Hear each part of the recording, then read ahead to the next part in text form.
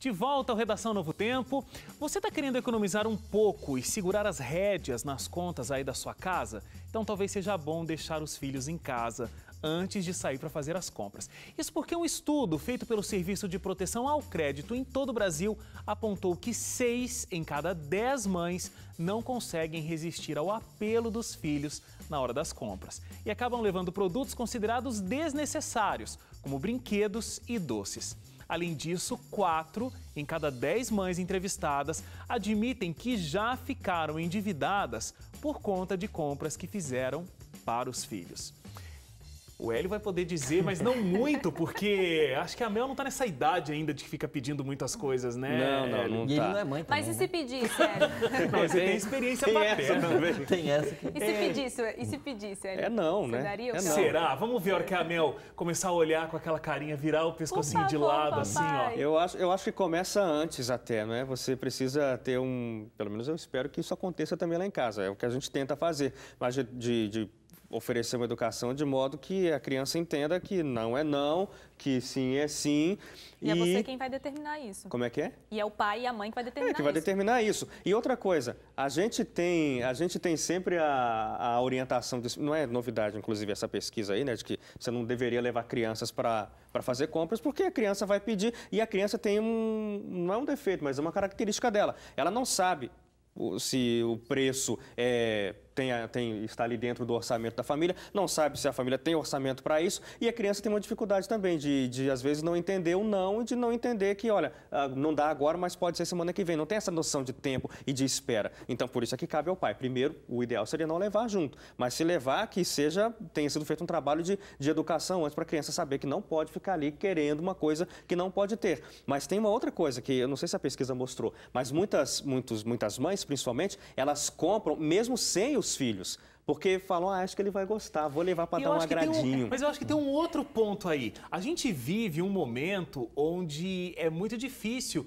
a relação dos pais com os filhos, porque os pais trabalham muito e os filhos não têm o tempo dos pais. Aí eles então os pais, eles compram isso, né? Para compensar. Aí, eu já não fico com meu filho, eu já não dou a atenção que ele precisa. Eu chego em casa, eu não consigo ficar com ele. No outro dia eu vou trabalhar, né? Pais, por exemplo, não falando de mães aí. Né? Muitas vezes sai, o filho está dormindo, volta, o filho já foi dormir também. Aí, bom, tudo que ele me pedir financeiramente, eu vou lá e dou. Isso que o Hélio falou, eu concordo bastante, porque gente, o Leite eu já trabalhei no meio da fala dele.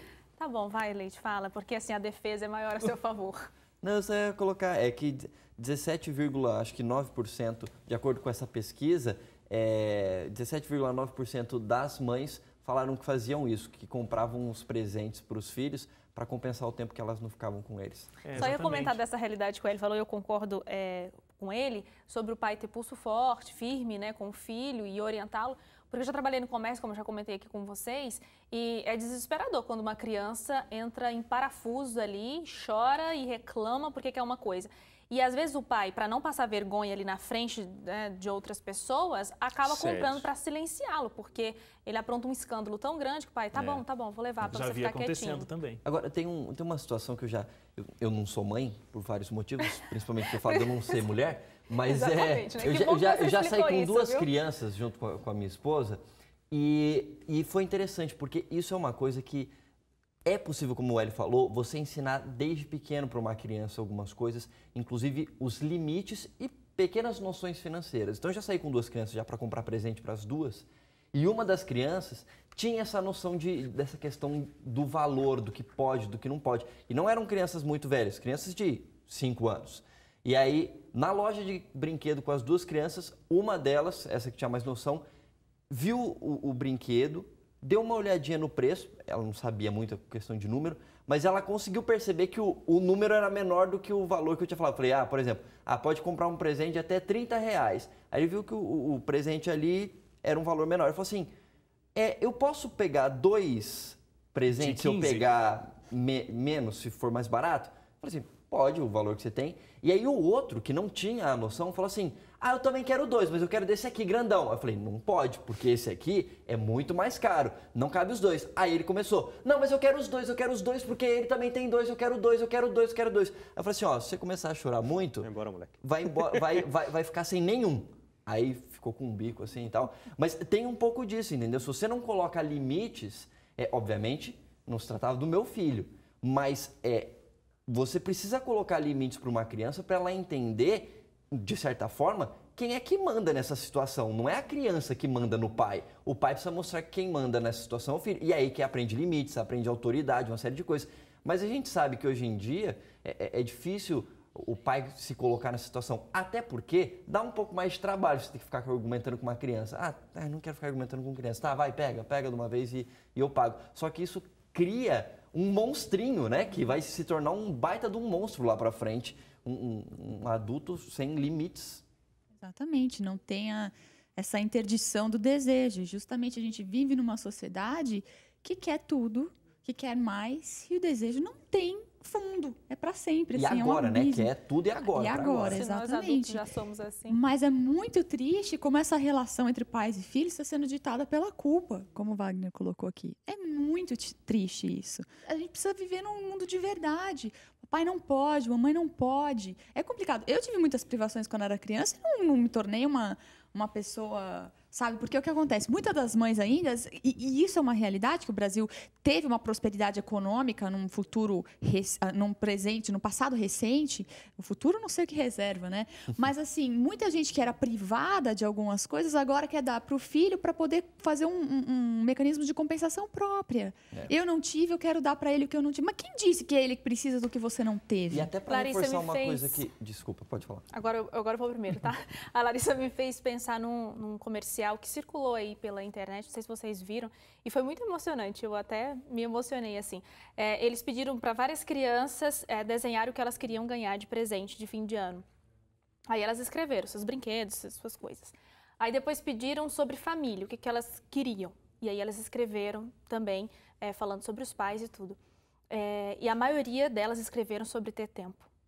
E aí, no final, pediram para elas escolherem que elas iam levar só um desses dois presentes. Qual que elas escolheriam? Se elas escolheriam um presente, que seria um brinquedo, ou se seria esse outro presente aí que elas escreveram com a família. Todas, Larissa, todas escreveram o relacionamento com a família. A maioria deles escreveram sobre o tempo. E aí depois eles entregaram essas cartinhas escritas para os pais e todos se emocionaram. E algumas mães falaram assim, realmente, e chorando, realmente faz sentido isso. Eu não tenho tido tempo para o meu filho. Deixa eu só pegar um ponto. Você ia falar uma coisa, né, Leite? Não, eu só ia trazer um reforço de uma coisa que a Larissa falou, que para a questão de compensar. E quando as mães tentam compensar essa questão da ausência com os filhos, elas acabam gerando um outro problema ainda, que é a questão do péssimo exemplo de educação financeira para os filhos. Porque assim, o Hélio lida com isso toda semana no jornal, está sempre falando com o Silvio Bianchi, que é o economista, sempre participa com a gente. A gente tem uma população brasileira analfabeta financeiramente falando. O pessoal entra em dívidas e dívidas e dívidas. E essa pesquisa aqui, falando da relação das mães com os filhos e presentes e tal, apontou que 36,7% das mães ouvidas por esses pesquisadores se endividava para agradar os filhos. Ou seja, não é que usou um dinheiro que tinha para comprar coisa para o filho, usou um dinheiro que não tinha para comprar algo para o filho. E, inclusive, quase 10% delas deixaram de comprar produtos importantes para casa ou pagar alguma conta porque compraram algo que viram na mídia para o filho. Ou seja, você não apenas satisfaz as vontades do seu filho, que talvez não poderiam ser satisfeitos naquele momento, isso geraria um problema, mas você ainda passa um péssimo exemplo de como lidar com as suas próprias finanças, entendeu? Deixa eu pegar só uma coisa que você disse que ficou solta ali. Você falou assim, que é mais fácil simplesmente comprar do que educar. Educar dá muito trabalho, né? E eu acho que a gente falou de vários fatores aí que levam essas mães a gastar mais do que elas podem. E eu acho que talvez tenha um outro fator ainda que a gente não discutiu, que é aquela coisa de tentar fazer para o meu filho mais do que conseguiram fazer por mim. Eu estava pensando nisso agora, acredita? Existe muito isso, porque o que acontece? Se eu tive uma privação e meu pai e minha mãe não falaram, não me explicaram, não me educaram, dizendo por que eu estava passando por essa privação, aquilo cria um trauma. Eu simplesmente não tenho, eu simplesmente não pude ter. Então, o que eu vou fazer? Não quero que meu filho passe por isso, então eu vou simplesmente dar. A pesquisa fala aí, né, de que 6 de cada 10 mães compram roupas e sapatos melhores, mais caros para os filhos do que para elas mesmas. Mas aí que vem Exatamente. aquilo que a Larissa comentou, acho que no começo desse bloco, falando assim, o problema daí nesse caso está com a questão de inversão de valores. Por quê?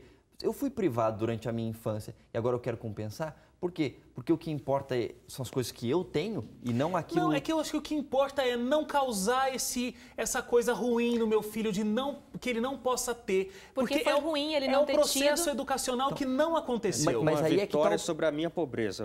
Algo do tipo. Mas aí Lá em é casa que foi ao tá contrário. o lance, entendeu? Porque assim, a gente sempre vai ter coisas que a gente não vai ter, independente de qual faixa financeira, econômica você viva.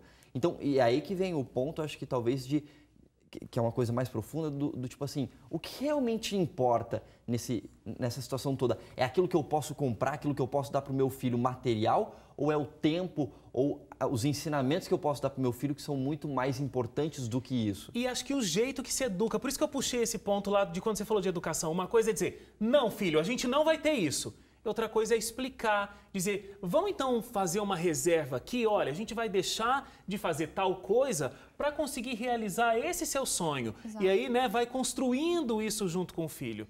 Era assim que eu e a minha irmã, a gente arrumava a casa, assim, sabe, pra minha mãe, para poder dispensar a senhora que trabalhava com a gente comer um lanchinho no shopping, entendeu? Legal Foi isso, assim né? na Você minha vai casa, construindo as exatamente. coisas, né? Mas é interessante, porque eu já vi também economistas falando que a criança deve participar do orçamento familiar. Sim. Por quê? Porque ela precisa entender Tem que custo. algumas coisas que ela tem de graça, assim, custam Custou alguma dinheiro. coisa. A luz, a casa, o passeio de carro, tudo isso custa um dinheiro.